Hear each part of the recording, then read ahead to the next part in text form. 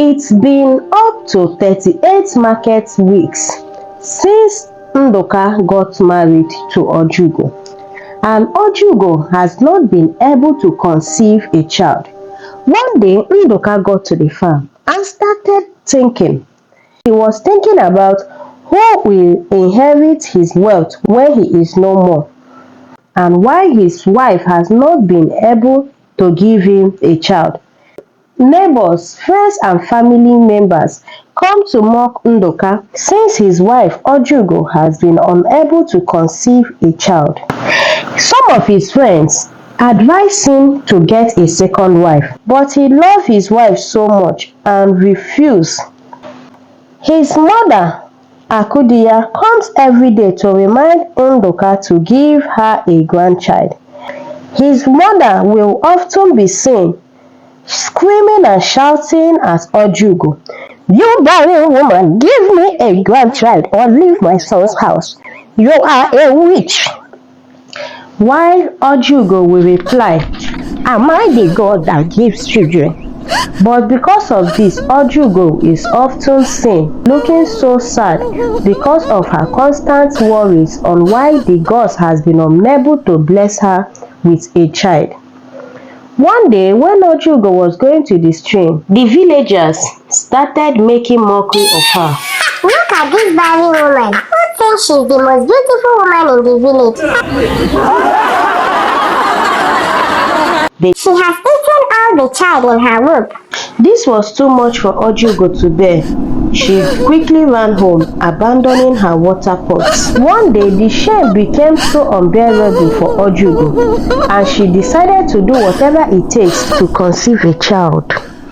She decided to visit a powerful native doctor. "What do you want, my daughter?" The native doctor asked. "I need a child of my own," Ojugo replied. The native doctor asked her to go, that she will give birth to a baby girl. 1 week later, Ojugo became pregnant. Ndoka became the happiest man on earth, and he invited so many of his friends and neighbors to come and celebrate with him. Ndoka will go hunting and bring all the choicest bushmeat to the house, and Ndoka's house was filled with merriment.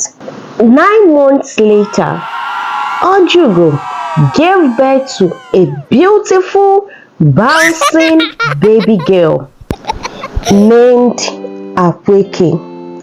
She was given that name because her beauty was radiant like the sun rays, and her skin was smooth as the skin of a snake.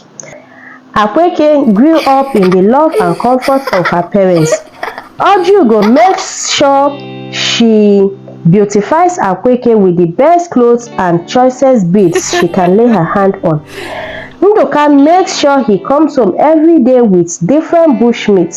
Ndoka was very happy because to him, he is now a man and he is now a father. "May the gods be praised," Ndoka will often be heard saying. Ndoka and his family lived together happily, but one day the unexpected happened.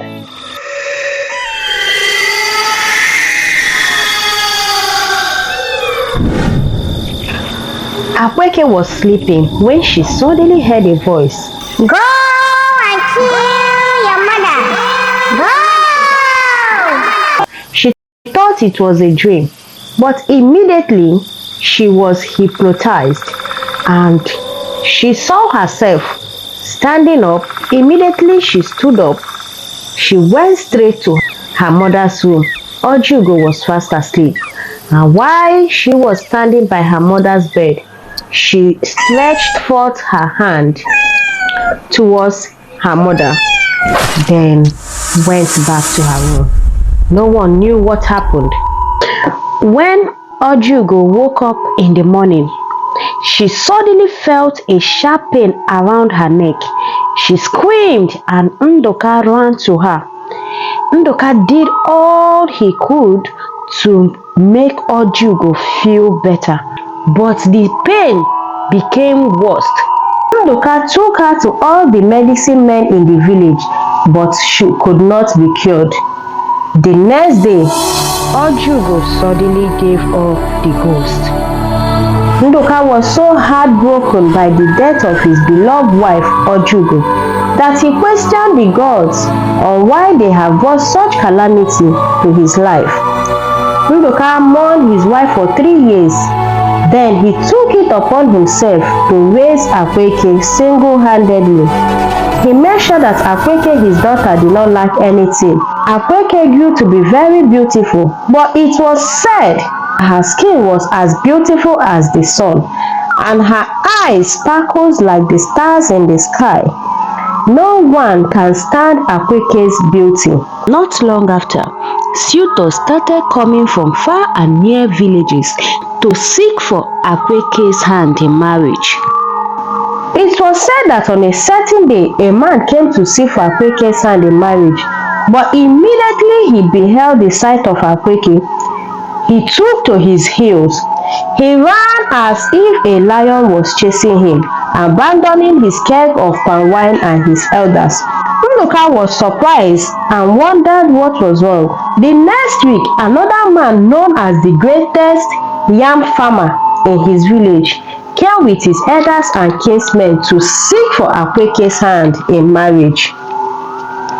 Immediately he saw Akweke, he shouted. He ran as though a ghost was after him, also abandoning his elders and his kinsmen. This went on and on until Ndoka grew very worried. Not long, all Akweke age grades got married, leaving Akweke alone with her father. Akweke does not know what is wrong with her. She knows she is beautiful, but why were the men running from her? Soon the women in the village started calling her a witch because the last man that came and insisted to marry her died mysteriously. Everyone began to avoid her. No one wants to associate with her. They treated her with so much hatred that Akweke was often seen alone. Akweke became very sad and lean because everyone sees her with her inability to get a husband. Children made mockery of her by calling her a beautiful good that no one wants to buy. Ndoka was so sad that he decided to visit a powerful native doctor because he could not take it anymore. When he got to the native doctor's house, the native doctor cleared his throat and said, My son, he that dances the dance of Surugede does not know that Surugede is the dance of the spirits. The native doctor told him how Akweke came into existence and how she has been betrothed to the gods of the python and she will never marry on this earth. The news was too hard and painful for Ndoka to bear, as he cannot afford to see his daughter live in such misery. He was so deep in thought as he was coming back that he did not catch the sight of a tiger approaching him. The next thing, the tiger was on top of Ndoka and tore him to pieces. That was the end of Ndoka. The villagers were grieved to hear the tragic end of Ndoka, the greatest farmer and the greatest hunter ever in Omulenze village. When Akweke heard the news of her father's death, she was filled with sadness and sorrow. She said to herself, "What is life without a father? What is life without a mother? And not even a husband to call my own."